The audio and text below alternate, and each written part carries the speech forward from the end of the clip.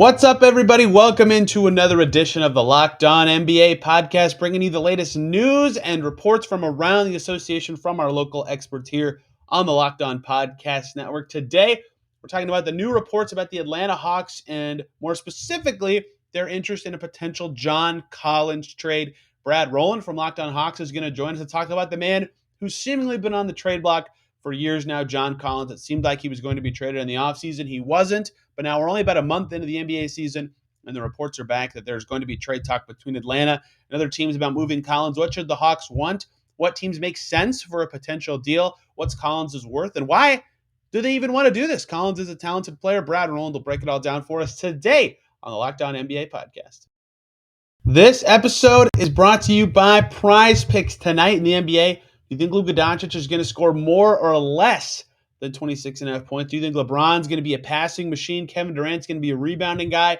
All that is what you can do on PrizePicks every single day. You pick 2 to 6 players, and if they will score more or less than their PrizePicks projections, and you can win up to 25 times your money on any entry. No competing against other people. It's just you versus the projections available. That's what I love about PrizePicks. You can't get beat by somebody with more time than you. It's just you versus their numbers. They offer projections in any sport you want to watch: NBA, NFL, MLB, tons of other sports, college level. They've got it all. And you can make your picks in 60 seconds or less.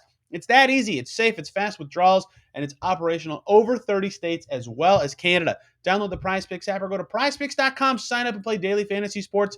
First-time users can receive a 100% instant deposit match up to $100 with the promo code Locked On. If you deposit $100, PrizePicks will give you $100. You deposit $50, they'll give you $50. You get the idea. Don't forget, though, you got to use the promo code Locked On to sign up for the instant deposit match up to $100. PrizePicks, daily fantasy made easy. Welcome back to Locked On NBA. We're now joined by Brad Rowland from Locked On Hawks to talk about the big news in the transaction world in the NBA. John Collins on the trade block again. I don't know what the perfect word is. Forever, perennially, there is a word to describe this. I'm not sure exactly what it is, but Shams Charania and the Athletic Reports talks are back on for John Collins' preliminary, air quotes, trade discussions have opened up for the Hawks forward. Again, he was in trade rumors all offseason. Brad, from your end to start, why is this resurfacing now as we're only a month into this NBA season, really? Yeah, it's pretty interesting. You talked about it a little bit there, but I'm not sure he ever stopped being in trade rumors. That's one of those things where when it's this early in the season and the Hawks are winning, there's not like a huge change that's happened. Like his usage rates now, we talk about that if you want to, and his role is in sort of in flux. But I think that it really comes down to the fact that he was never not on the market. I think the Hawks like him to a point, and for whatever reason, he has been available for the better part of 3 years now. But at the same time, he is available, but they have not had his asking price met just yet. So like they've drawn this hard line in the sand, and it continues to be like this. And part of the problem is, as we can get into as well, like the Hawks want to win now, and trading him away makes you worse. And that is why they are still doing this carousel once again. Yeah, it can be tricky with players like Collins, and I'm going to pretend to relate to you, even though I don't cover the Hawks, but covering Miles Turner, who, they always feel like they can do more in a bigger role, but the team situation doesn't always allow for it, where, yeah, like it makes sense for them to stay on the team they're on because they're talented and good, but at the same time, there's players involved, there's human lives involved, and the way the NBA transaction world is, guys would like to be optimized, and this happens. The cycle continues forever. I'm sure Miles Turner will be in the second batch of these inside passes Shams Charania drops every year. But yeah, this one's fascinating too. There's an inclusion of the Hawks' interest in Jay Crowder. We'll get to that in a moment. But looking from the Hawks' end, I know that this year specifically his usage is way down. But why would they want to trade John Collins? Because he is a talented player who they gave $125 million to. Yeah, it's kind of the perpetual question because he does a lot of things well. I think he's actually having his best defensive season. He's become a legitimately good defensive player. Which, if you asked me that question 5 years ago, I would have laughed in your face. He used to be pretty bad defensively as a prospect and all that stuff. He's gotten to be pretty darn good defensively. But the big thing is his offensive role has continued to sort of decline with this Hawks roster, and not really because of anything that Collins has done wrong. First, they brought in a non-shooting center in Clint Capella, who's been great for them, but he's pretty limited offensively. And now this year was the next step in that evolution, bringing in DeJounte Murray to have another high usage guy. So the Hawks are basically playing a lineup now that has two very ball dominant guards and a non-shooting center on the floor at all times. And that leaves Collins, who is capable of being a floor spacer, but he's not. His best role is as a pick and roll guy, and you can't really run pick and roll a ton when you're not the center on the court. So it's a little bit of everything. I think that they have been spoiled and that he has been good enough and been versatile enough to do other things, but ideally this is not his best role in offense. I think he knows that, they know that, but because he's been able to do it good enough, they've been able to kind of get by with it. But now he's not making his 3-pointers, and it's become a little bit more of a focus because he's not shooting the ball well, and that kind of puts his spotlight on the whole thing.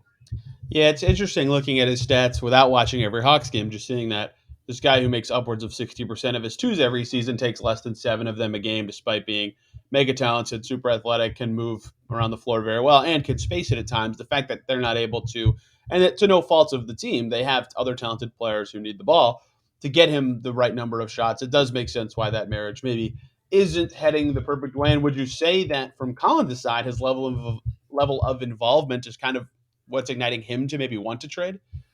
Yeah, it's interesting. It's like there was a reference in what Mark Stein wrote about this whole thing as well. It's like how all sides being interested in this. I have not heard anything about Collins like actively wanting out. I think he's open to it at this point, from what I understand, just because, look, if you were in a room or put yourself in his position, if you're on the market for 3 years in a row, you probably don't feel super wanted by your current employer. And I think that's pretty understandable on a human level.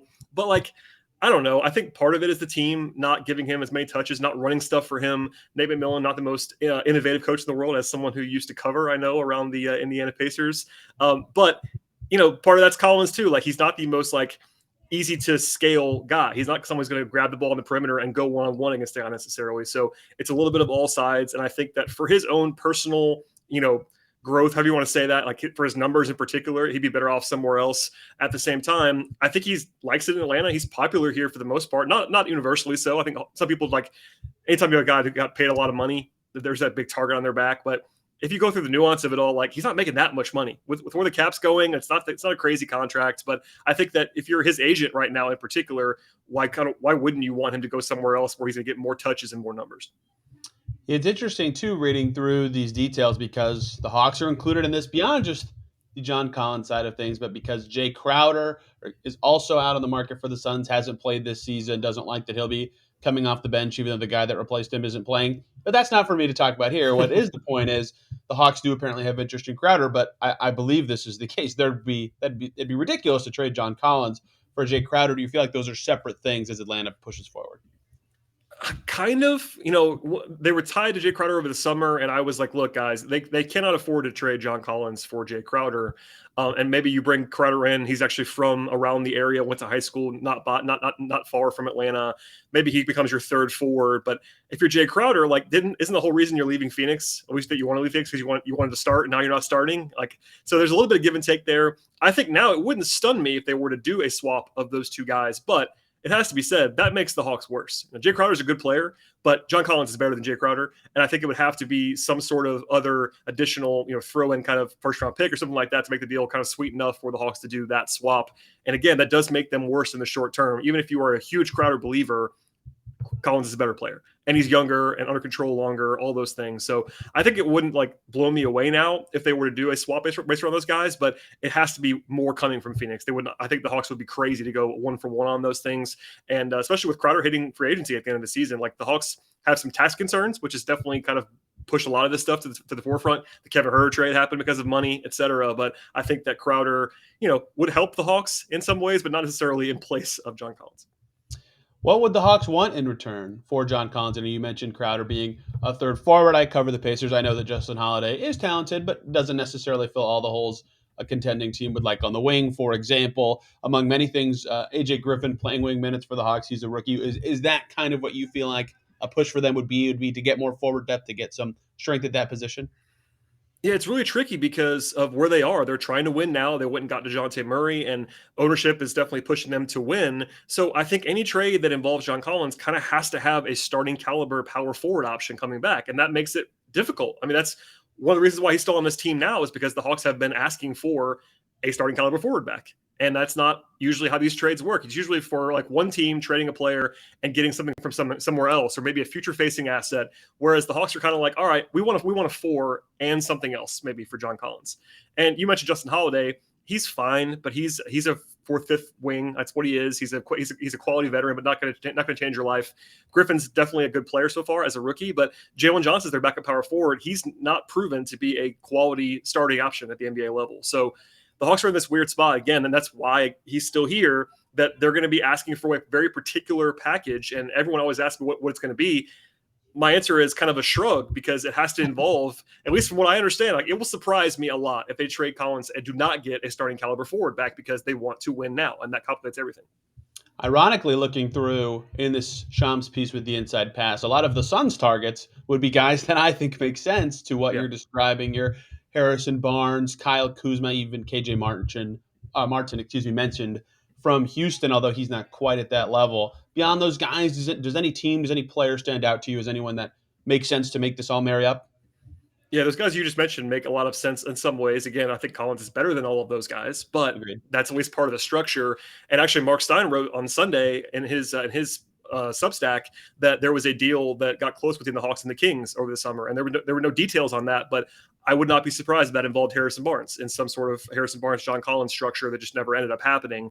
So yeah, there's not a perfect target. I think I've thought about guys like Kuzma and guys like Harrison Barnes, and maybe Utah has been mentioned now. I think Lauri Markkanen's in a weird place now where he's kind of having this breakout where I can't imagine Utah is going to be eager to trade Lauri Markkanen in the middle of this. 6 months ago or even 6 weeks ago, I would have said John Collins is a lot better than Lauri Markkanen, but now I don't know if that's the case anymore. So that's a weird spot. Danny Ainge is always interested until he's not interested. So I don't know. There's not a perfect name for me. If you find one, Tony, I'd love to hear it, but I don't have one yet for that. Yeah, well, when I was thinking about this before the segment, PJ Washington was kind of interesting to me, but he's not as good as Collins. That's sort of a dice roll situation. And why would the Hornets do that? They would like to be bad this season. So it's hard to find the perfect fit for a lot of reasons because teams that have good power forwards are typically good teams that don't necessarily want to give up that guy. Yeah, and Washington in particular is he's kind of like Collins, but a little bit worse. You know what I mean? Like they're very Right. similar players. So I'm not sure if the Hawks, if you're going to do this Collins trade, don't you want something sort of a different archetype? I think you probably want maybe more of a floor spacer, more of a low usage guy. Like Washington's kind of like Collins, just like 10% worse. And that's not. I mean, he's a good player, but what's the point of that deal? Would be my question. I guess maybe other than maybe save some money, but that'd be kind of it for me. Yeah, it's tricky to find the right fit, and that's, I think, part of why he didn't ultimately get dealt this summer. But you can speak to that more at the Locked On Hawks podcast. Go check it out. Brad hosting that show 5 days a week, wherever you get podcasts and YouTube. Brad, thanks so much. Thanks for having me.